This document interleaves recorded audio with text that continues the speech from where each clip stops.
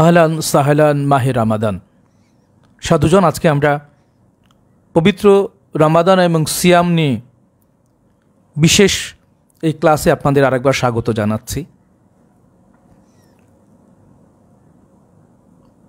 আরবি 12 মাসের মধ্যে অন্যতম একটি মাস হচ্ছে রমাদান মাস। এই মাসটিকে আল্লাহ তাআলা তার সৃষ্টি রহস্যের দ্বার উদ্ঘাটনের জন্য, তার আপন পরিচয়কে তার বান্দাদের মধ্যে প্রকাশ করার জন্য, তার নৈকট্য প্রাপ্তির জন্য, রহমত লাভের জন্য, ক্ষমা এবং মুক্তি লাভের জন্য অন্যতম এবং সর্বোচ্চ আধ্যাত্মিক সাধনার মার্গীয় পবিত্র স্মরণ এবং সংযোগের মাধ্যম হিসেবে ঘোষণা করেছেন। এই যে রামাদান মাস, এই মাসের পুরো 30টা দিন কিভাবে আমরা সাধনায় আত্মনিয়োগ করলে আমাদের এই মানব জীবনের সর্বোচ্চ কল্যাণ লাভ করতে পারব, এই বিষয়টিকে এত সূক্ষ্মভাবে আল্লাহ তাআলা প্রতিটি আত্মসমর্পিত মুসলমানের জন্য এই সাধনাকে তিনি আবশ্যক করেছেন, ফরজ করেছেন। কেন করেছেন এবং এর ফলাফলটা কি, এটি তিনি এত স্পষ্ট করে বলেছেন যা অন্য কোনো ইবাদতের ক্ষেত্রে এত বলিষ্ঠভাবে আল্লাহ তাআলা খুব কমই ঘোষণা করেছেন। এই মাস সাধকদের জন্য, প্রেমিকদের জন্য, সৃষ্টির বিকাশ বিজ্ঞানকে অর্জন করার মাস, কোরআন জ্ঞানী জ্ঞানী হওয়ার মাস, সৃষ্টিকে হেদায়েত দান, হেদায়েতের ব্যাখ্যা এবং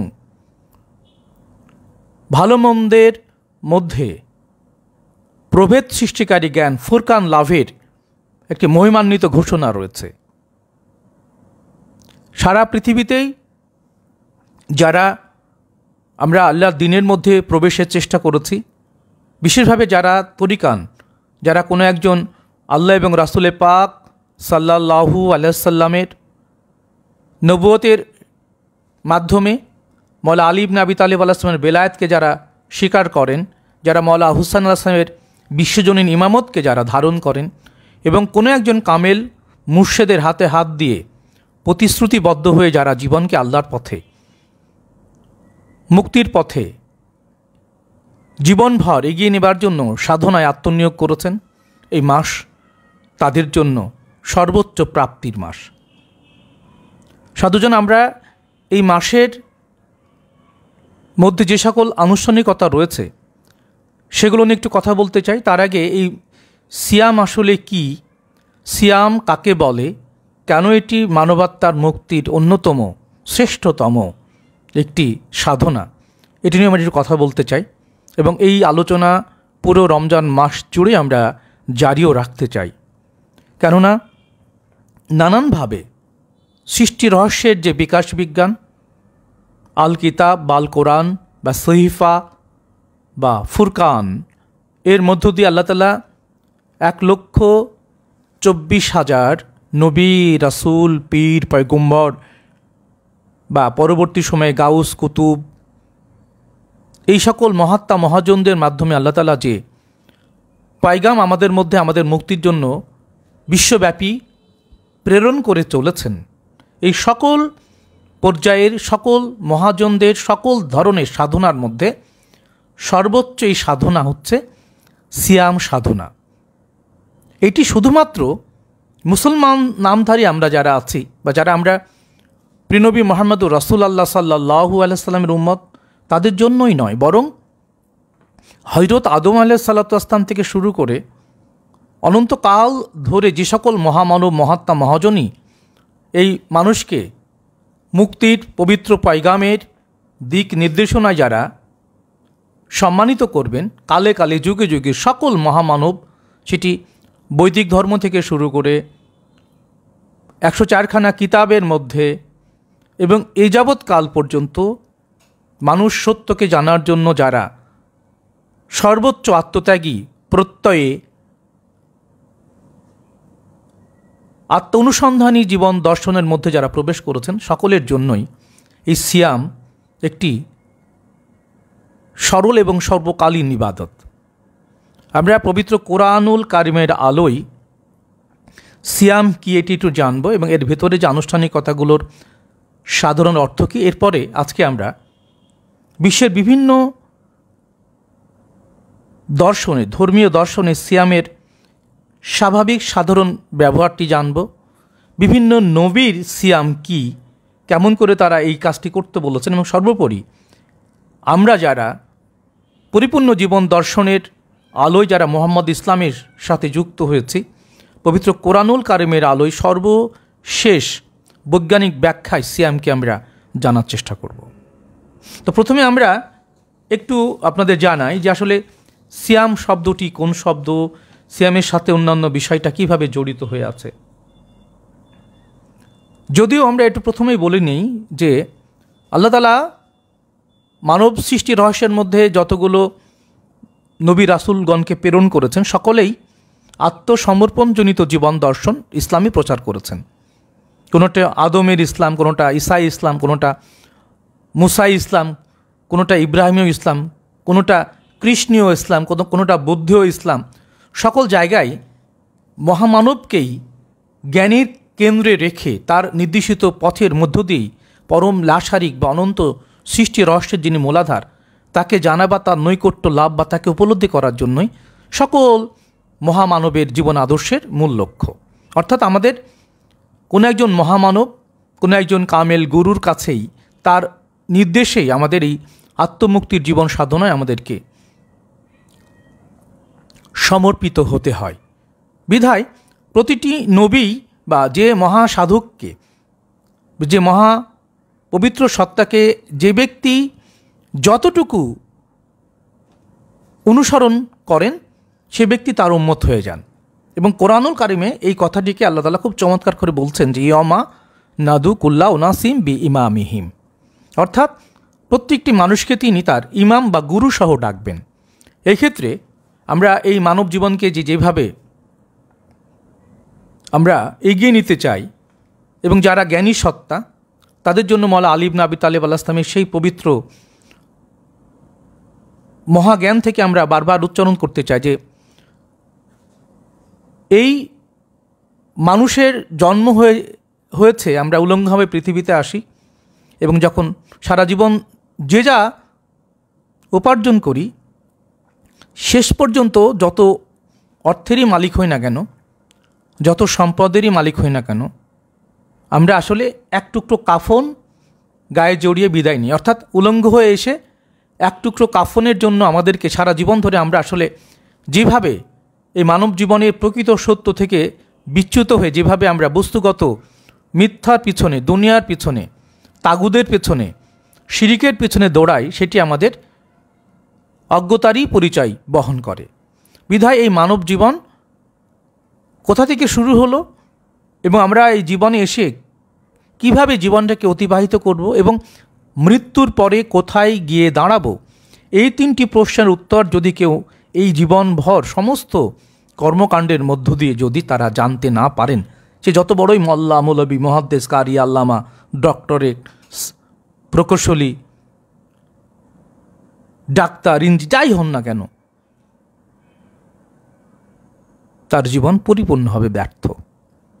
কারণ সৃষ্টি রহস্যের এই মহা পবিত্র আয়োজনে যতক্ষণ না আপনি স্রষ্টার সাথে সম্পর্ক তৈরি করতে না পারছেন, একান্তভাবে তার দয়া এবং রহমতের সঙ্গে যুক্ত হতে না পারছেন, ততক্ষণ আপনার এই মানব জীবনের যাবতীয় কর্মকাণ্ড ব্যর্থ। কারণ আপনি মায়ের পেট থেকে উলঙ্গ হয়ে এসে এক টুকরো কাফন কারো ভাগ্যে জোটে, কারো ভাগ্যে জোটে না। সে কাফন নিয়ে আমরা আবার মাটির অন্ধকার গহ্বরে দৈহিকভাবে মিশে যায়। তো এই জাগতিক জীবনের ক্ষণস্থায়িত্ব সময়ের মধ্যে কোন সত্যকে কিভাবে লালন করতে পারলে আমরা এই জন্ম এবং মৃত্যুর এই অসায়ত্ব থেকে, এই নির্মম নিয়তি থেকে আমরা কিভাবে চিরঞ্জীব মহান রবের গুণাবলী অর্জন করে মুক্তি পেতে পারি, এইটিই মূলত স্থান কাল পাত্রের ব্যবধানে বিভিন্ন ভাষায় বিভিন্ন গোত্রে মহামানবগণ প্রকাশ করেছেন। কীভাবে আমরা জন্ম মৃত্যুর ঊর্ধ্বে উঠে অমৃত জ্ঞানী হয়ে মৃত্যুঞ্জয়ী হতে পারি, মূলত এটি আমাদের সকল ধর্মের মূল শেষ মোক্ষ লাভ বা মুক্তি লাভের একটি মানসিক পরিচয়। সাধুজন, আমরা যেটি বলছিলাম, এই সিয়াম এটি একটি আরবি শব্দ। এই সিয়াম অর্থ হচ্ছে বর্জন করা, ত্যাগ করা, বা একে আমরা বলতে পারি রিজেকশন। কিন্তু যেটি বলছিলাম যে এই রমাদান মাস 12টি মাসের একটি মাস। এই মাসের যে তাগাদা, এই মাসের যে আদেশ, এই মাসের যে নির্দেশ, এটিকে যদি কেউ পরিপূর্ণভাবে যে যতটুকু এই মাসের আত্মশুদ্ধির সাধনায় আমরা যারা যে যতটুকু অংশ নিতে চাইব, চেষ্টা করব সে ততটুকু এখান থেকে কল্যাণ লাভ করতে পারবে। কিন্তু এই মাসের আগেও যে কথাগুলো খুব জরুরি আমাদের, রাসূল পাক সাল্লাল্লাহু আলাইহি ওয়াসাল্লাম বলছেন, তোমরা যদি রমজানকে বা সিয়ামকে সাক্ষ্য দিতে চাও তাহলে আগে 2 মাস এর সঙ্গে যুক্ত করে নাও। যদিও মধ্যপ্রাচ্যের যে আধ্যাত্মিক জীবন, সেখানে আমরা কোরআনুল কারিমের নির্দেশে আমরা দেখতে পাই যে সেখানে 4টি মাসকে শাহরুল হারাম বলা হয়, তার মধ্যে কিন্তু রমজান মাসটা নেই। রমজান মাস নিজেই একটি স্বমহিমায় উদ্ভাসিত একটি বিশেষ মাস। তো আমরা জানি যে জিলকদ, জিলহজ, মুহররম এবং রজব, এই 4টি মাসে প্রাচীন নবীগণের যে নির্দেশ, সেই নির্দেশ অনুযায়ী সকল প্রকার অন্যায়, অত্যাচার, খুন, রাহাজানি, সকল ধরনের যুদ্ধ বিগ্রহ থেকে মধ্যপ্রাচ্যের মানুষেরা নিজেদেরকে নিবৃত্ত রাখত। এবং এই 4 মাসের একটি বিশেষ সাধনা আছে। এই সাধনায় 120 দিনের এই সাধনা ইব্রাহিমীয় ধর্মের মধ্যে অত্যন্ত গুরুত্বপূর্ণ, এবং এই গুরুত্বকে আরও এক ধাপ এগিয়ে এই মাহে রমাদানের সাধনা। এবং এই 30 দিনকে 10 করে ভাগ করে এর গভীরতাকে আরও সুনির্দিষ্টভাবে আলোকিত করা হয়েছে। এবং এই শাহরুল হারামের মধ্য দিয়ে বা এই যুদ্ধ বিরতির বা সকল হারাম কাজ থেকে বিরত থাকার জন্যই শাহরুল হারাম, সেই 4 মাসের যে আধ্যাত্মিক পবিত্রতা, সফলতা, তার চাইতে আরও গভীরভাবে এই মাহে রমাদানকে আল্লাহ তাআলা ঘোষণা করেছেন। আমরা কোরআনের আঙ্গিকে মাহে রমাদানে প্রবেশ করতে চাই, এবং সেই সাথে কেন এই সিয়াম আপনি পালন করবেন, কিভাবে করবেন, এবং এর ফলাফল কী, এবং এটি কখন আপনি লাভ করবেন, এটি সম্পর্কে সম্যকভাবে আমরা সাধারণ মানুষ যেভাবে সকাল এবং সন্ধ্যায় পানাহার করি, দুপুরের সময়টুকু বিরত থাকি, এবং এই নিয়ে নানান ধরনের মাসলা মাসাইল আছে। কেউ আমরা যৌনাচারে লিপ্ত হই, আবার কোরআনে নিষিদ্ধ আছে এটি। এবং এই 10 দিন করে ভাগাভাগি একটি সময়কালের মধ্যে কে কতটুকু আত্মিক পবিত্রতা অর্জন করতে পারছে, এবং শেষের 10 দিনে বলা হচ্ছে এতেকাফ, সেখানে আল্লাহর সাথে সাক্ষাৎ লাভ ঘটবে। এবং যে ব্যক্তি সিয়াম পালন করবে সে ব্যক্তি, তার ইফতারই হচ্ছে মহান রব্বুল আলামিন। যে ব্যক্তি সিয়াম পালন করে, আল্লাহ বলছেন যে আমি তার ইফতার। তো আমরা সিয়ামের সাধারণ যে আনুষ্ঠানিকতাগুলো নিয়ে একটু কথা বলে আমরা পবিত্র কোরআনুল কারিমে প্রবেশ করব। তার আগে বিভিন্ন ধর্মের বিভিন্ন ভাষায় কোরআনের যে মূল দর্শন, সিয়ামের যে হাকিকত, সেটা নিয়ে আমরা আপনাদের একটু কথা বলতে চাই, এবং এটি আমরা খুব গভীরভাবে আমরা সিয়ামের হাকিকতকে আপনাদের সামনে তুলে ধরতে চাই। কারণ শুধুমাত্র পানাহার, পাপাচার, কামাচার, প্রবৃত্তির আস্ফালন, রসনাবিলাস, সকল ধরনের জৈবিক তাড়না, কামনা, আকাঙ্ক্ষা, এই সকল কিছু যা কাছে মানুষ বারবার পরাজিত হয়ে যায়, সেই সকল জৈবিকতাকে পরিহার করে পরিপূর্ণ আল্লাহর গুণের মধ্যে পুরো 30 দিন একাগ্র চিত্তে সমর্পিত থাকা বা ফানা হয়ে যাওয়া বা সিজদাবনত থাকার এই মহিমান্বিত সাধনাকে যারা যত গুরুত্ব সহকারে গ্রহণ করবেন, তাদের জীবন তত বেশি সফল হবে, মহিমান্বিত হবে। আমরা সিয়ামের সাধারণ ভিতরে যে আনুষ্ঠানিকতাগুলোর অর্থগুলো কি, এগুলো জেনে আমরা আস্তে আস্তে বিভিন্ন ধর্মে সিয়ামের যে ব্যবহার সেটি নিয়ে কথা বলে আমরা কোরআনুল কারিমে প্রবেশ করতে চাই। এবং মাওলানা সদরুদ্দিন আহমদ চিশতি আলাইহিস সালাতু ওয়াস সালামের সিয়াম দর্শনের আলোয় আমরা সিয়ামের সর্বশেষ আধুনিক যে সংজ্ঞা বা ব্যাখ্যা সেটা নিয়ে আপনাদের সাথে আলোচনা করব। সাধুজান, রমাদান শব্দটি আমরা জানি যে মুহররম, তারপরে আমরা সফর, তারপরে রবিউল আওয়াল, রবিউল সানি, জমাদিউল আল, জমাদিউল সানি, রজব, শাবান, রমাদান, শাওয়াল, জিলকদ, জিলহজ, এই 12টি মাসের এই নবম মাস রমাদান মাস। রমাদান শব্দটি আসলে আরবি ধাতু রামিয়া বা আর রামম থেকে এর উৎপত্তি, যার অর্থ হচ্ছে তাপমাত্রা বা শুষ্কতা। এর আরও অনেক অর্থ আছে, আমরা প্রাসঙ্গিক অর্থগুলোকে আপনাদের সামনে প্রকাশ করতে চাই।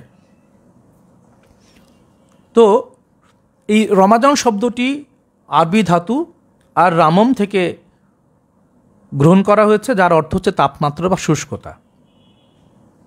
বিশেষভাবে আরবীয় দেশের মধ্যে যারাকে আমরা বলি যে ইরাক, ইরান, পাকিস্তান, তুরস্ক, বাংলাদেশ, এই জায়গাকে, এই মাসকে রমাদান মাস বা রমজান মাস, এই শব্দের কোনোটা দাল কোনোটা জাল এভাবে ব্যবহার করে। এর মধ্যে কিছুটা পরিবর্তন রয়েছে, যদিও পার্থক্য, তারপরেও যেভাবে কেউ রমাদান বলি, কেউ রমজান বলি, তো দেশ বা 3 মাইলের মধ্যেই এই শব্দগুলো আস্তে আস্তে পরিবর্তন হতে থাকে। একটি দেশের মধ্যে তাই আমরা বিভিন্ন অঞ্চলের বিভিন্ন রকম ভাষা দেখি। নোয়াখালীর এক ভাষা, চিটাগাংয়ের এক ভাষা, নবাবগঞ্জের এক ভাষা। তো এইভাবে এই ভাষার মধ্যেও আবার উত্তর পাড়ায় একরকম, দক্ষিণ পাড়ায় একরকম, পূর্ব পাড়ায় একরকম, পশ্চিম পাড়ায় একরকম, এরকমভাবে ভাষা 1.5-2 কিলোমিটারের মধ্য থেকেই নানানভাবে পরিবর্তিত হতে থাকে। সুতরাং কোরআনুল কারিমের স্ট্যান্ডার্ড প্রনাউন্সিয়েশন বা উচ্চারণ বিধি বা লিঙ্গুইস্টিক যে ধারণা, সেটি নানানভাবে ব্যাখ্যায়িত হতে পারে। তো আমরা বরং এই রমাদানের যে মূল দর্শন, অর্থাৎ জাগতিক নির্ভরতা, দুনিয়ার সমস্ত চিন্তা, কর্ম, আকাঙ্ক্ষা, সকল ধরনের নির্ভরতা, যেগুলোকে কেন্দ্র করে আমাদের দেহ, মন, আমরা প্রাত্যহিক বিভিন্ন কর্মকাণ্ডে আমরা ব্যস্ত হয়ে থাকি, এ সমস্ত দুনিয়ার সমস্ত ধরনের কর্মকাণ্ড থেকে পরিপূর্ণ মুখ ফিরিয়ে দুনিয়া এবং তাগুত মুক্ত হয়ে আল্লাহর দিনের মধ্যে, আল্লাহর গুণের মধ্যে, আল্লাহর রুবুবিয়াতের মধ্যে পরিপূর্ণভাবে আত্মসমর্পিত থাকার নাম সিয়াম। সুতরাং রমাদান মাসটা এই জন্যই গ্রহণ করা হয়েছে। এই মাসটি আসলে রূপক শব্দের ব্যবহারই বেশি কোরআনে। এবং দেখুন, এই শুষ্কতা বা এই বস্তুগত খাদ্য গ্রহণের ফলে দেহের তাপমাত্রা বা উষ্ণতা বা শুষ্কতা বা আমাদের দৈহিক বস্তুগত শক্তির যে উৎসমূল, এই প্রকৃতি বা জাগতিক যে বিষয়মোহ যার দ্বারা আমরা পরিচালিত হই, সমস্ত শুষ্কতা বা এই তাপমাত্রা থেকে মুখ ফিরিয়ে আল্লাহর পবিত্র পরম দিনের মধ্যে পরিপূর্ণভাবে আত্মনিমগ্ন বা আত্মবিস্তৃত থাকার অপর নাম সিয়াম। এর মধ্যে আমরা যদি সিয়াম শব্দটিকে যদি আপনাদের সামনে উপস্থাপন করি যে হোয়াট ইজ সিয়াম, সিয়ামটা আসলে কি? এটি আরবি শব্দ যার অর্থ হচ্ছে রিজেকশন, প্রত্যাখ্যান, বর্জন করা। কি বর্জন করব আমরা? এক কথায় হচ্ছে পরিপূর্ণভাবে আমি এবং আমার সাথে সংশ্লিষ্ট এই অস্তিত্বকে ধারণ করতে গিয়ে আমরা যে সকল কর্মকাণ্ড, যে সকল চিন্তা আকাঙ্ক্ষা, প্রাপ্তি প্রত্যাশা এবং বস্তুগত নির্ভরতার মধ্যে বাস করি, তার মধ্যে খাদ্য গ্রহণ করাটা আমাদের জন্য সবচেয়ে জরুরি মনে করি আমরা। পানাহার না করলে বাঁচব না। আমাদের যৌনাচারের কাছে আমরা কাবু হয়ে থাকি। এই নানান ধরনের জাগতিক জৈবিক বিষয়মোহের সমস্ত আকাঙ্ক্ষা বা আকর্ষণ বা নির্ভরতা ত্যাগ করে, অর্থাৎ আল্লাহ ব্যতীত যে সকল বিষয়গুলোকে নিয়ে আমরা এই জীবনকে পার করি, আল্লাহ আমাদের মধ্যে থাকেন, আমাদের সাথে মিশে থাকেন, আমরা দেখতে পাই না। এই আল্লাহ ব্যতীত সব কিছুকে ত্যাগ করার নাম সিয়াম। তো সিয়াম শব্দটা হচ্ছে বর্জন। কি বর্জন করবে? এক কথায় দুনিয়া বা তাগুত। এবং তাগুত এবং দুনিয়ার ব্যাখ্যা বহুমাত্রিক। এটি নিয়ে আমরা ক্রমশ আলোচনায় আপনাদের সাথে যুক্ত হব। বলা হচ্ছে যে এই সিয়াম শব্দটি বা আরবিতে এই শব্দটি প্রচলন হওয়ার আগে এটি ফার্সি ভাষায় এর নাম হচ্ছে রোজা, বা খ্রিস্টীয় ভাষায় বা ইংরেজি ভাষায় এটির নাম হচ্ছে ফাস্টিং। আমরা সংস্কৃত বা পালি ভাষায় বা হিব্রু ভাষার পারস্পরিক সকল সম্পর্কের মধ্য থেকে এটুকু বলতে পারি যে এটি আমরা বাংলা ভাষায় বলতে পারি উপবাস। সুতরাং সিয়াম কোরআনিক ভাষা, ফার্সি ভাষা রোজা, যেটিকে আমরা বেশি ব্যবহার করি। এরপরে ইংরেজি ভাষা ফাস্টিং, এবং বাংলায় বা অন্যান্য ভাষার সহযোগে এটিকে আমরা হচ্ছে উপবাস। বৈদিক ভাষা, প্রাচীন ভাষায় সংস্কৃত বা পালি, এই চারটি ভাষায় যে একটি বিষয়কে আল্লাহ তাআলা সবচেয়ে গুরুত্ব দিয়েছেন সেটি হচ্ছে বস্তুগতভাবে, বিষয়গতভাবে, দেহগতভাবে বা মনের সংযোগ সংশ্লিষ্টতায় যে সকল বিষয় নিয়ে আমরা পুরো জীবনটাকে পার করি, সেই সকল বিষয়কে না করে দিয়ে সৃষ্টিকর্তার স্বরূপ, তার শক্তিতে শক্তিমান হয়ে ওঠার এই সাধনা সর্বকালীন, সর্বজনীন, সকল কালের, সকল যুগের আগত অনাগত সকল মহামানবিক জীবন দর্শনের কেন্দ্রীয় একটি বিশেষ প্রত্যাদেশ। আমরা বিভিন্ন ধর্মে সিয়ামের ভাব নিয়ে কথা বলবো। তার আগে আমরা খুব সাধারণভাবেই বলি যে যখন রাসূল পাক সাল্লাল্লাহু আলাইহি ওয়াসাল্লাম এই সিয়ামের আদেশ আল্লাহ তাআলা কোরআনে দিলেন, এবং কবে থেকে সিয়াম চালু হলো সেটি মদিনায় যাওয়ার পর থেকেই, এবং সেই সময়কাল প্রায় দ্বিতীয় হিজরির পর থেকে একটা সময় থেকে সিয়ামের আদেশ আসে। আমরা সেগুলো নিয়ে ধীরে ধীরে আলোচনা করব। তো সিয়ামের মধ্যে কি কি আছে যদি আমরা প্রথমে এইটা জেনে নিই। প্রথমত, সিয়াম ছিল রজব শাবানকে সঙ্গে নিয়েই একটি প্রস্তুতির কথা রাসূল পাক সাল্লাল্লাহু আলাইহি ওয়াসাল্লাম আমাদের জানিয়েছিলেন। কোরআনের যে আয়াতগুলো নিয়ে আমরা আলোচনা করব, প্রতিটা আয়াত ধরে ধরে, শব্দগুলোকে ধরে ধরে, কারণ এর ভেতরে অনন্ত রহস্য রয়েছে। সাধারণভাবে যে অনুবাদগুলো নিয়ে আমরা পড়ে থাকি, এগুলো খুব সাধারণ মানুষের জন্য, যারা খুব গভীরে প্রবেশ করতে চান না। এদের গভীরতা আছে। তো প্রথমে 24 ঘন্টায় একবার খাবার গ্রহণের, এবং সেটি যৎসামান্য গ্রহণের একটি নির্দেশ ছিল। 24 ঘন্টা একবার, এবং সেটি সামান্য খাবার, এবং সেটি সন্ধ্যার মধ্যেই খেয়ে ফেলতে হবে। রাতে কেউ ঘুমিয়ে পড়লে আর খেতে পারবে না। তো এই সাধনাটি খুবই যৌক্তিক যারা সেই পর্যায়ের মুমিন সাধক। কিন্তু দেখা গেল যে এই আদেশ রাসূল পাক সাল্লাল্লাহু আলাইহি ওয়াসাল্লাম যখন দিলেন, তখন আরবের লোকেরা অনেকেই সন্ধ্যা রাত্রিতে কাজকর্ম শেষে এসে ঘুমিয়ে পড়ত, এবং তারা ঘুম থেকে উঠে খাবার খেত, বা কেউ কেউ স্ত্রীর সহবাসে চলে যেত, এটি নিষিদ্ধ থাকার পরেও। পরে একটি সময়ে কিছু মানুষ রাসূল পাক সাল্লাল্লাহু আলাইহি ওয়াসাল্লামের কাছে এসে বলেন যে রাসূল পাক সাল্লাল্লাহু আলাইহি ওয়াসাল্লাম, আমরা তো এই অনিয়মগুলোকে আমরা অনুসরণ করে ফেলেছি। কাজকর্ম থেকে এসে ঘুমিয়ে পড়েছিলাম, সন্ধ্যা রাতের পরে সন্ধ্যায় খেতে পারিনি, মধ্যরাত্রে যদি খেতে না পাই বা ভুলে স্ত্রী সহবাস করেছি, তো আমাদের সাধারণ কর্মকাণ্ডের মধ্যে আমরা খুব একটা মনোযোগী হতে পারছি না। তখন আল্লাহ তাআলা বললেন যে তোমরা যারা তোমাদের উপরে নফসের উপরে জুলুম করেছো, আল্লাহ তাআলা সেটি জানেন। তোমাদের সাধারণ মানুষের কথা চিন্তা ভাবনা করে এটিকে আল্লাহ তাআলা রহিত করলেন যে তোমরা ঘুম থেকে উঠেও রাত্রির দিকে ওইটি পানাহার করতে পারো, এবং তোমরা যদি নাই থাকতে পারো তার স্ত্রীর সহবাসও করতে পারো। কিন্তু পরক্ষণে আবার বললেন যে যারা আল্লাহর মসজিদসমূহের হেফাজত করে বা যারা ইতিকাফে থাকে তারা কখনোই স্ত্রীর সহবাসের দিকে ধাবিত হবে না, এটি আল্লাহ তাআলার পক্ষ থেকে নিষিদ্ধ, এটি সীমারেখা। তো এইভাবে একটি আয়াতের মধ্যেই দুই ধরনের ইমানদারদের জন্য, ইমানে তো তারতম্য রয়েছে, আল্লাহ তাআলা ঘোষণা করলেন। আমরা আসবো এগুলোতে। তাহলে এরপরে আসলো যে সন্ধ্যা রাতে পরে খাদ্য গ্রহণ করা যাবে। এবং আরেকটা জিনিস, পরবর্তী দিনের কর্মকাণ্ডের জন্য সাধারণ মানুষ যাদের কর্মকাণ্ড করতেই হয়, যারা গভীরভাবে আত্মমুক্তির জন্য সকল কর্মকাণ্ড থেকে দূরে থেকে যে সাধনা করবেন এই শক্তি সকলে থাকে না।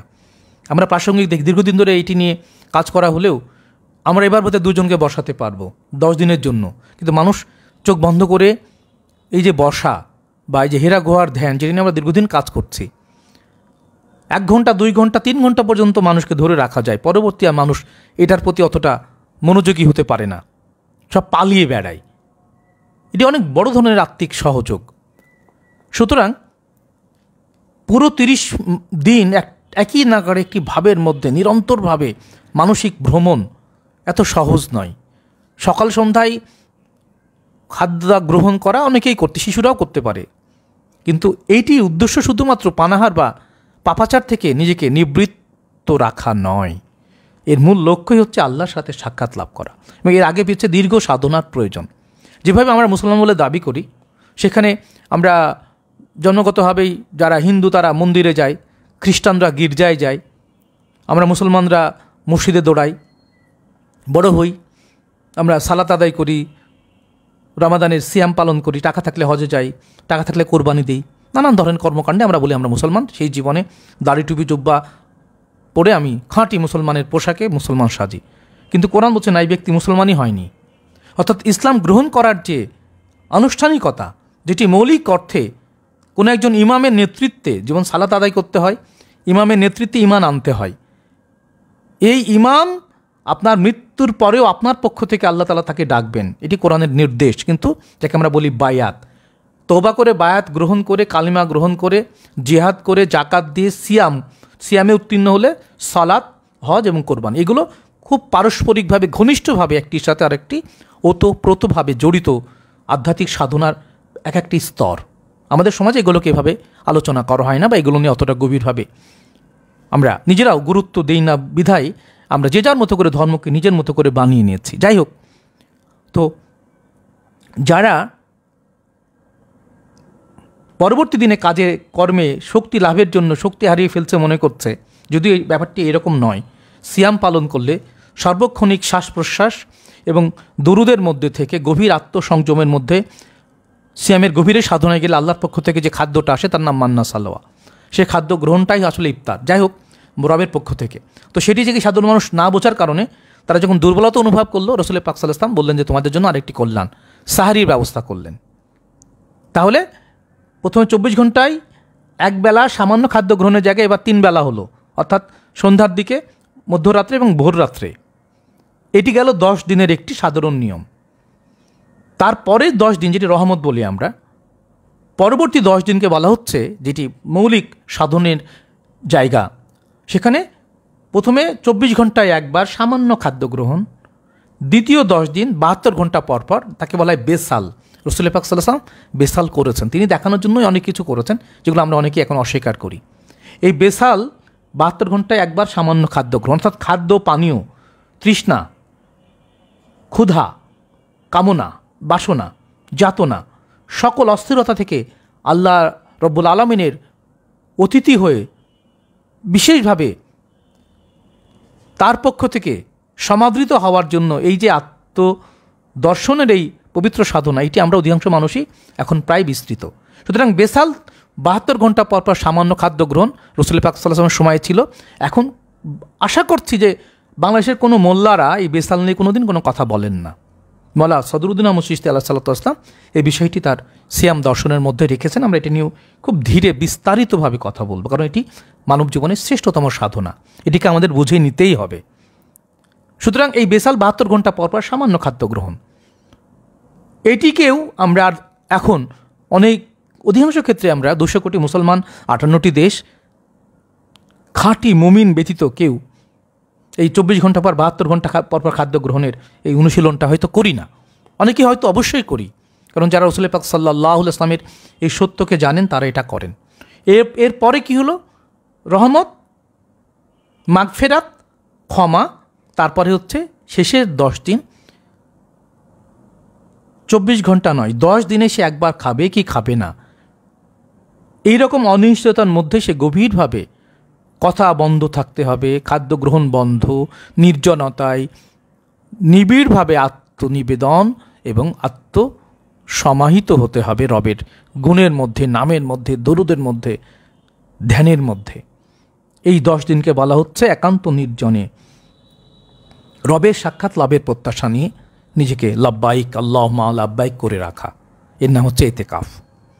এই এতেকাফে আল্লাহর খোদাই শক্তি, কাইমুন, কুদ্দুসুন, কাবিউন, কাদিরুন, কাবিদুন, কাহারুন, এই 6টি গুণ অর্জন না করলে কেউ ওলি হতে পারে না, আল্লাহর রহস্যলোকে প্রবেশ করতে পারে না। এই 6টি গুণের বিশেষ গুণাবলী অর্জনের এই এতেকাফ বা কাপ শক্তি অর্জনের এই সাধনার মধ্য দিয়ে যখন আল্লাহর সাথে সাক্ষাৎ ঘটে যায় বান্দার, তখন ভোরবেলায় যে ইফতার, সেটা হচ্ছে ঈদুল ফিতরের ইফতার। ফিতর অর্থ হচ্ছে ভেঙে ফেলা, অর্থাৎ দেহমন গঠিত হওয়ার যে শিরিক, তাগুদ আমরা ধারণ করি, এগুলোকে একেবারেই না করে দিয়ে রবের সাক্ষাৎ লাভের মধ্য দিয়ে বান্দা তার রুবুবিয়াত অর্জন করে, যেই পরিশুদ্ধতা অর্জন করে আমরা পৃথিবীতে আগমন ঘটে আমাদের, সেই আদি অবস্থায় পুনরায় ফিরে যাওয়ার সম্মানে সম্মানিত হয়ে ইতিকাফ বা আল্লাহর কাপ শক্তি অর্জন করে আমরা জীবন এবং মৃত্যুকে জয় করে আল্লাহর মেহমান রূপে ভোরবেলা ইফতার করি। অর্থাৎ দেহমন ফাতান মানে ভেঙে ফেলা, দেহমনকে ভেঙে ফেলার বা বস্তুগতভাবে কামনা বাসনা, এগুলোই তো আমাদের দেহমন গঠনের উপাদান। এগুলোকে একেবারেই পরিত্যাগ করে আল্লাহর রঙে রঞ্জিত হয়ে যাওয়ার এই মহিমান্বিত রহমত, মাগফিরাত এবং নাজাতের পবিত্র তাবারকে পরিপূর্ণ এই মাহে রামাদান। এই মাহে রামাদান বা রমাদানের ইফতার ব্যাপারে আল্লাহ তাআলা বলছেন যে ব্যক্তি দেহমনকে ভেঙে ফেলে, কামেল হয়ে যায়, সে হচ্ছে মুমিন। আর মুমিনদের জন্য কদ আফলাহাল মুমিনিন। আর যে ব্যক্তি মুমিন, যিনি ইফতার প্রাপ্ত হয়েছেন, তিনি কেবল অন্যকে ইফতার দান করতে পারেন। আল্লাহ তাআলা বলছেন যে ব্যক্তি সিয়াম পালন করে, আমি স্বয়ং তার ইফতার। এই হচ্ছে সংক্ষিপ্তভাবে সিয়ামের বিশ্বজনীন গুরুত্ব। এবং সাহারি শব্দটির অর্থ হচ্ছে, সাধারণভাবে বলি আমরা যে ভোরের উষার পূর্বের খাদ্য গ্রহণ, তা নয়। সাহারি হচ্ছে যে জ্ঞানের সেই প্রকৃষ্ট শক্তির সঙ্গে সংশ্লিষ্টতা অর্জন করা, ক্ষুধা আসছে, ক্ষুধাকে অনু করে ভেঙে ফেলা। ক্ষুধা আপনার মধ্যে এসে আর আকর্ষণ করে আপনাকে আর অস্থির করতে পারবে না। এই যে জ্ঞান, যে জ্ঞান দিয়ে আপনি প্রতিটি 7টি ইন্দ্রিয়ের মধ্য দিয়ে, যারা আপনারা ধর্ম শুনেছেন, ধর্মের ক্লাসটি শুনেছেন আমার, তারা জেনেছে যে মাওলা সদরুদ্দিন আহমদ চিশতি আলাইহিস সালাতু ওয়াস সালামের যে ধর্ম দর্শন, অর্থাৎ 7টি ইন্দ্রিয়র মধ্যে দিয়ে যে শব্দ, গন্ধ, স্পর্শ, অনুভূতি, কথা, স্বাদ, এই যে 7টি ইন্দ্রিয়র মধ্য দিয়ে মানব দেহের মধ্যে যে সকল বিষয় রাশির আগমন ঘটে, এগুলোকে খুঁটে খুঁটে দেখে এর ভিতরের মোহকে যদি আপনি পরিত্যাগ করতে পারেন, তো সেটি আল্লাহর পরিচয়ের একটি বাহন হতে পারে। এবং সেইভাবেই বলা হচ্ছে যে সাহারি হচ্ছে উষা, মানে ভীষণভাবে শত সহস্র বিষয়মোহের আকর্ষণ যখন আপনার দিকে তীরবিদ্ধ করে, এই সমস্ত তীরকে ঢাল হিসাবে সিয়াম সরিয়ে দিয়ে রবের প্রকৃত পরিচয়কে জানার জন্য যে আত্মপ্রত্যয় নিয়ে মহান রবের দিকে তাকিয়ে থাকে, এই শক্তি বা সেই জ্ঞানের পবিত্র খাদ্যকে গ্রহণ করা, যেটি আমরা পরবর্তীতে আসবো। যে মরিয়ম আলাইহিস সালাম যখন সিয়াম পালন করছেন, এবং সিয়ামের প্রকারভেদ রয়েছে, 1 দিন, 3 দিন, প্রতিদিন, কিছুদিন বাদ রেখে, মাসের 3 দিনে, অনেকগুলো প্রক্রিয়া নিয়ে আমরা ধীরে ধীরে আপনাদের সাথে পুরো মাস জুড়েই সিয়ামের মাহাত্ম্য নিয়ে কথা বলবো, অন্যান্য আলোচনার সঙ্গে থাকবে। যেমন মা মরিয়মের ক্ষেত্রে কি বলা হচ্ছে আমরা আসবো একটু পরে, যে তুমি খাদ্য গ্রহণ করো, পানাহার করো, চক্ষু শীতল করো এবং রবের উদ্দেশ্যে সিয়াম পালন করো। যদি কেউ তোমার সঙ্গে দেখা করতে আসে তুমি ইশারাই বলো, কথা বলো না, যে তুমি আল্লাহর পক্ষ থেকে সিয়াম পালন করছো। তো এই যে একদিনের সিয়াম, সেখানে কি কি ঘটে? ও যে খাদ্য গ্রহণ করো। কি খাদ্য গ্রহণ করবো আমি? বস্তুগত খাদ্য তো নিষিদ্ধ, তো খেয়ে রোজা রাখা যায়। তো কি খাবেন? সে খাদ্য হচ্ছে মান্না সালোয়া, রবের পক্ষ থেকে বিশেষ ধরনের আতিথেয়তা। পানাহার কি গ্রহণ করবেন? পানাহার কাকে বলে? সরাবান্তহরা কি? পরম জ্ঞান, যে জ্ঞান আসলে যা আমাদের দেহকে অস্থির করে তোলে, আমাদের যে ক্ষুদ্রাতি ক্ষুদ্র যে টিস্যুগুলো যে যাতে করে কম্পিত হয়ে ওঠে, সেটাকে জ্ঞান দিয়ে পবিত্র নূরের স্পর্শে সেটিকে শীতল করা যায়, সেটাকে জ্ঞান, পরম জ্ঞান। মান্না রবের পক্ষ থেকে খাদ্য গ্রহণ, রবের পক্ষ থেকে সেই জ্ঞানকে বলা হচ্ছে পানীয়, পান করো এবং রবের পবিত্র নূরকে দর্শন করে তোমার চক্ষু শীতল করো এবং কথা বলো না কারোর সাথে। কেউ দেখা করতে আসলে ইশারাই বলে দাও তুমি সিয়াম পালন করছো। এটি যেমন মা মরিয়মের সিয়াম বা সকল সাধিকার সাধকের সিয়াম, ঠিক একই রকমভাবে জাকারিয়া আলাইহিস সালামের ক্ষেত্রেও সূরা মরিয়মের মধ্যে বলা হয়েছে যে তিনি যখন বিশেষভাবে কোনো কিছু জানার জন্য বিশেষভাবে একটু অস্থির, তখন তিনি আল্লাহর কাছে বলছেন, হে রব্বুল আলামিন, আমাকে বাতলে দিন, আমাকে একটি পথ দেখান, আমি কিভাবে আমার এই জ্ঞানের পরিপূর্ণতায় সঠিক সিদ্ধান্ত নিতে পারবো। আল্লাহ বললেন যে তুমি 3 দিনের জন্য দিন রাত্রি সহ তুমি নীরবতা অর্জন করো, গভীরভাবে সাধনায় যাও। এই 3 দিনের সাধনা, সেটিও একটি সিয়াম। এইভাবে কোরআনুল কারিমে আল্লাহ তাআলা এত গভীরভাবে আমাদের এই আত্মমুক্তির জীবন দর্শনকে এত সঠিকভাবে উপস্থাপন করেছেন যে আমরা যদি কোরআনুল কারিমকে সঠিকভাবে উপলব্ধি করতে পারি, তাহলে আমাদের জীবনের সকল সমস্যা থেকে আমরা মুক্তি পেতে পারি। কিন্তু দুর্ভাগ্য আমাদের, কারবালা পরবর্তী সময়ে মাওলানা ইমাম মেহেদী আলাইহিস সালামের পরে আর কোরআনের তাফসির বা জীবনমুখী মোহাম্মদ ইসলামের সামাজিক প্রচার বন্ধ হয়ে যায় এবং তারপরে অলিয়া উলিয়াগণ তাদের নিকটবর্তী শিষ্যদের মাঝে এই সত্যগুলোকে প্রচার করেছেন। অন্যদিকে বলার অপেক্ষা রাখে না, ৭০,০০০ মসজিদ, পরবর্তী মাদ্রাসা তৈরি করে ইয়াজিদিও, পরবর্তীতে উমাইয়া আব্বাসী রাজশক্তির তলবি বাহকেরা ধর্মের নামে যে সকল বস্তুবাদী ব্যাখ্যা এবং সব কিছু মরার পরে কল্পনার জগতে নিয়ে যায়, মানুষ ওটাতেই আপ্লুত থাকে, এগুলো দ্বারা অপব্যাখ্যায় এখন পর্যন্ত শুধুমাত্র আনুষ্ঠানিক কর্মকাণ্ডের মধ্য দিয়ে আমরা মনে করি যে আমাদের সমস্ত ইবাদত শেষ হয়ে গেল। কিন্তু আল্লাহ তাআলা কোরআনে স্পষ্ট বলেছেন, যারা জ্ঞানের ক্ষেত্রে, দর্শনের ক্ষেত্রে এই দেহমনের মধ্যে থেকে অন্ধ বা অজ্ঞ থাকবে, তারা মৃত্যুর পরে অধিক অন্ধ, অধিক ক্ষতিগ্রস্ত। আমা কানা ফি হাজি আমা ফাহুল আখিরাতামা আদুল্লাহ সাবিল। সুতরাং যা অর্জন করার এই দেহমনের মধ্য থেকেই করতে হবে।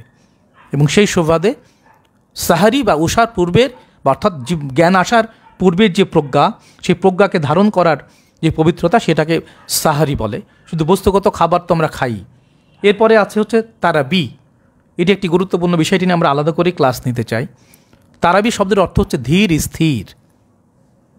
এটি সুন্নত না। রাসূল পাক সাল্লাল্লাহু আলাইহি ওয়াসাল্লাম 4 দিন তিনি তার হুজরাখানা থেকে বেরিয়েছিলেন এবং তিনি কথা বলেছেন। তিনি মানুষকে আনুষ্ঠানিকতার সাথে সাথে তিনি 10 মিনিট, 5 মিনিট, 1 ঘন্টা, 2 ঘন্টা দীর্ঘ আলোচনা করেছেন বিভিন্ন জায়গায় দাঁড়িয়ে বসে। তো এই রমাদানের হাকিকতকে ধারণ করার জন্য তিনি 4 দিন, জানা যায় যে মসজিদের নববী যেটি এখন হচ্ছে এটি তার থাকার ঘর, সেই জায়গাটা কেন্দ্র করে যে মসজিদটা পরে হয়, তিনি বেরিয়ে এসেছিলেন। তো এটিকে যে 20 রাকাত রাকাতের মধ্যে নিয়ে যাওয়া, এবং এটি নিয়ে অনেক বড় ষড়যন্ত্র আছে। আমরা যারা সুফিবাদী জ্ঞানের মধ্যে গবেষণা করি তারাই শুধু জানি, সাধারণ মানুষ জানে না যে 20 রাকাত তারাবি যেটি হয়, যেইভাবে হয়, এটি পরিপূর্ণ কোরআনের পরিপন্থী। কোরআনের হচ্ছে ওয়ারাত্তিলিল কোরআনা তারতিলা, সূরা মুজাম্মিলের 4 নম্বর আয়াতে। তোমরা জেনে শুনে বুঝে উপলব্ধি করে কোরআনকে কামিল করো, নিজের জীবনে প্রতিষ্ঠিত করো। সালাত কায়েম করতে হয়, সিয়াম কায়েম করতে হয়, কোরআনও কায়েম করতে হয়, মানে প্রতিষ্ঠিত করতে হয়। এই 20 রাকাত রাসূল পাক সাল্লাল্লাহু আলাইহি ওয়াসাল্লামের কোনোভাবেই এটি ইনি করেননি। এটি ওমর বিন খাত্তাবের তৈরি করা সুন্নত, যেটি নিয়ে মারামারি। 4 থেকে 8 রাকাত, কখনো কখনো এই রাকাত গোনা এই বিষয়গুলো কিভাবে আসলো এর ইতিহাস আমরা পরে আপনাদের জানাবো। যে সাধারণ মানুষ যেটা মানে সেটা মানবে, এটি নিয়ে কোনো ফতোয়াবাজির সুযোগ নাই, যে যা করছে করবেই। মোল্লা আলী আসলাম পরবর্তী সময়ে ধ্যানটাকে প্রাধান্য করে বলা হচ্ছে তুমি ধীর স্থিরভাবে কেউ সালাত আদায় করবে, কেউ কোরআন তেলাওয়াত করবে, কেউ হাঁটাহাঁটি করবে, কেউ ধ্যানস্থ থাকবে। এই পুরোটাই ব্যক্তিগত অপশনাল একটি জায়গা। তারাবিয়াত মানেই ধীর স্থির। এই জায়গা থেকে যে আমরা যে কেউ খতম তারাবি, এই তারাবি সবচেয়ে বড় কথা। এমনিতেই এটি অনেকেই বলে নানান জায়গায় বিতর্কিত হচ্ছেন। কথাটা কোরআনে আমরা একটা বই করতে চাই, কোরআনে 20 থেকে 22 জায়গায় এই ধর্ম বিক্রেতা যে আগুন ভক্ষণকারী এরা যে বিভ্রান্ত, এটা না আল্লাহ তাআলা বলেছেন। এমনিতেই সারা বছর সালাত আদায় করিয়ে সে কোনো, আমি প্রায় বলি এটা কেউ 5 থেকে 7,000, 8,000, 10,000 টাকা কোনো মতে পায়, এটি কখনো গ্রহণযোগ্য নয়। ইমাম কখনো কারো চাকর হতে পারে না, সেটি তো নিচ্ছেই। কিন্তু এই তারাবিন উপলক্ষে কন্ট্যাক্ট করে কেউ 5 লাখ, 10 লাখ, 8 লাখ, 3 লাখ, 2 লাখ টাকা নিয়ে তারাবিন নামাজে ব্যবসা করছেন।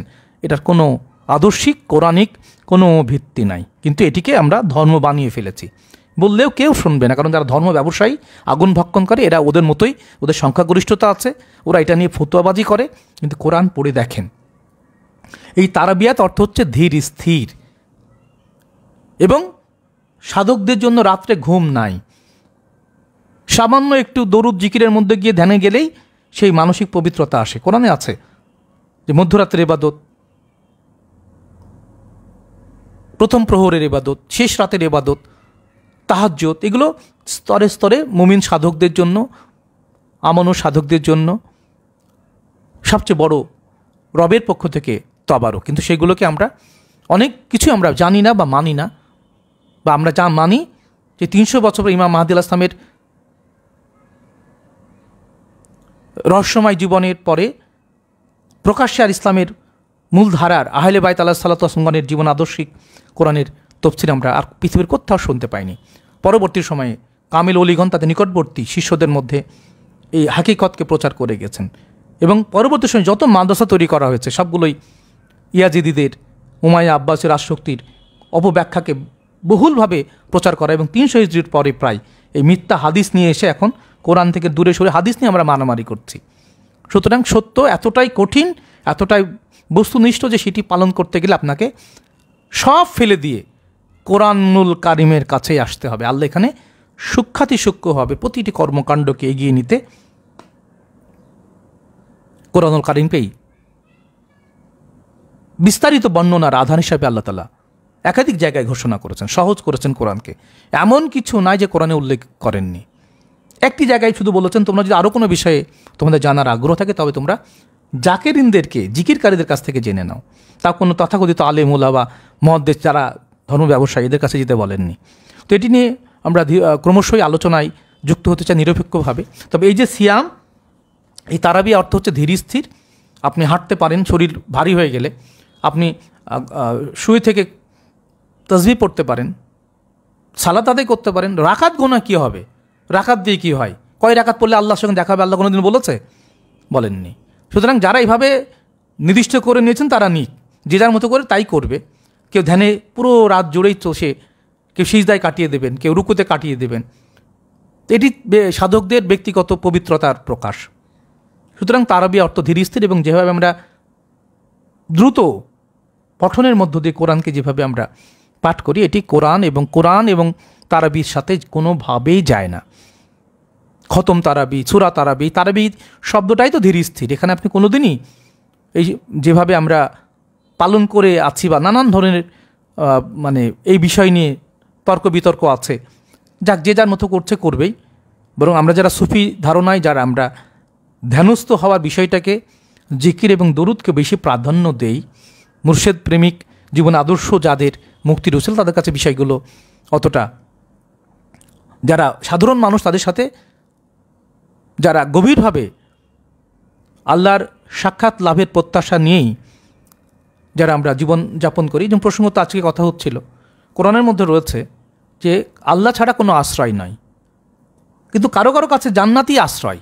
জান্নাত জাহান্নাম তো ধ্বংস হয়ে যাবে। কুল্লুমান আল্লাহ ফান অবকা অজুর অব্বাকে আজুল জালালি আল ইকরাম। একমাত্র রবের আশ্রয়, তো রবের সাক্ষাৎই সর্বশ্রেষ্ঠ ইফতার। এটি সিয়ামের সবচেয়ে বড় সফলতা। এবং কিভাবে প্রতিটি মহামানব বা ধর্মের মধ্যে এসছে আমরা একটু আলোচনা করব আজকে, এবং সিয়াম দর্শন চলতে থাকবে।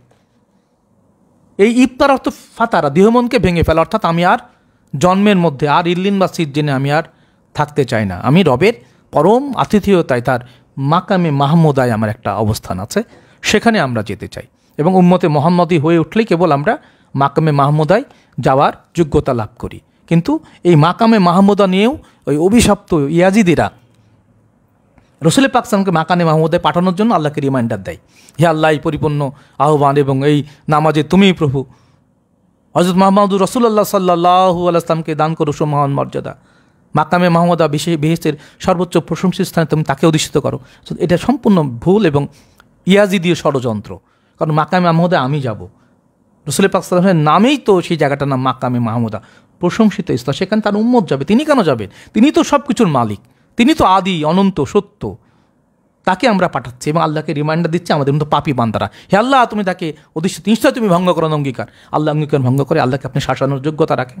এই ভয়ঙ্কর এই অভিশপ্ত এই তথাকথিত মোনাজাতের নামে যা আমাদের শেখানো হয়েছে, এগুলো কি ভয়ঙ্কর অসুস্থ মনের প্রকাশ, এটি আপনি কল্পনা করতে পারবেন না। হে আল্লাহ এতগুলো মানুষ এভাবে মোনাজাত, এর মধ্যে কোনো একটা হাতকে তুমি কবুল করে নাও, সেই হাতের উসিলায় আমাদের মাফ করে দাও। তো তুই মিমাম বেশে বসে থেকে তোর হাত কি অপবিত্র? তুই কেন পবিত্র হাতের অধিকারী হতে পারিস না? তুই কেন অন্য দোহাই দিচ্ছিস? হে আল্লাহ যা পাঠ করলাম এ সওয়াব রসুল পাকের দরবারে পৌঁছে দাও। আল্লাহ কি তোর চাকর? আর আল্লাহর কিসের, রসুলের কিসের সওয়াব লাগবে? তার উসিলা সারা পৃথিবীর নবীরা গ্রহণ করে, তুইও তো রসুলা গ্রহণ কর। হে আল্লাহ তার উসিলা, ইয়া ইলাহি রাহিম কারুস রাহিনুমা কে ওয়াস্তে, ইয়ানিবুল কাশিম মোহাম্মদ মুস্তফা কে ওয়াস্তে, ইয়া ইলাহি কারাতা মাকসাদ মেরা দিল কা তামাম খাজে কামনানে শাই আম্বিয়া কে ওয়াস্তে, ইয়া ইলাহি করবে হাসিলতেরা হামকো মাদনাম খাজা মৌলা আলী মুশকিল কোশা কে ওয়াস্তে। এইভাবে তুই প্রার্থনা কর। আমরা সুফিরা এইভাবে গুরু পরম্পরায় প্রার্থনা করি, অথচ কি পড়লাম না পড়লাম আল্লাহ যত সওয়াব হলো সারা পৃথিবী নবী রসুলের পৌঁছায় দিন। মানে আল্লাহ চাকর আর নবী রসুলের ওই অভিশপ্ত ওই মোল্লাদের ওই সওয়াবের জন্য নাকি বসে আছে। অলির দরবারে গিয়ে অলিকে দোয়া করে আর অলির উসিলা তালাশ করো। এইভাবে আমাদের প্রতিটা ক্ষেত্রে এই ইয়াজিদপন্থীরা আমাদের বিভ্রান্ত করে চলেই আসছে। সুতরাং সত্য জ্ঞান, কোরআনিক যে পবিত্রতা, রব্বানা জালাম নানফুসানা, হে আমাদের রব আমরা আমাদের নফসে পরে জুলুম করেছি, যদি আপনি ক্ষমা না করেন আমি জুলুমকারীদের অন্তর্ভুক্ত হয়ে যাব, এই প্রার্থনা। রব্বানা আতিনা ফিদ দুনিয়া হাসানাত ওয়া ফিল আখিরাতি হাসানাত ওয়া কিনা আযাবান নার, আমাকে দেহ দুনিয়া এবং পরলোকে ইল্লিন সিজনেও আমাকে আপনি রহমত দান করুন। এই প্রার্থনা আল্লাহ নিজে শিখিয়েছেন।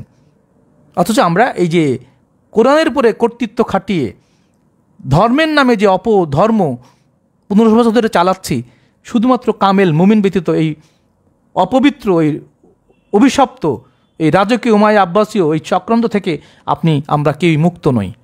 ফতোয়া পর ফতোয়া চলতেই আছে, কিন্তু তারা কি করছে? শুধু কোরআনটা ভালো করে পড়েন, উপলব্ধি করেন, আমল করেন, দেখবেন যে মোল্লার কথায় আপনার আর কোনো কিছুতে আপনি আর রাজি হবেন না, বরং আল্লাহ রব্বুল আলামিন তখন আপনার প্রভু হয়ে উঠবেন। আমরা এখন অসংখ্য মিথ্যা কল্পনা, মিথ্যা আকাঙ্ক্ষা, মিথ্যা ফতোয়া ফিতনার মধ্য দিয়ে আমরা জীবন পার করছি।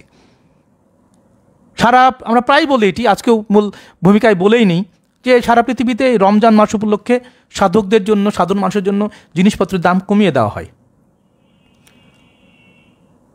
মওকুফ করে দেওয়া হয়, ফ্রি। যাদের অর্থবিত্ত তারা মানুষকে ফ্রি বিতরণ করে। আর আমাদের দেশের কথা তো বলার অপেক্ষা রাখে না।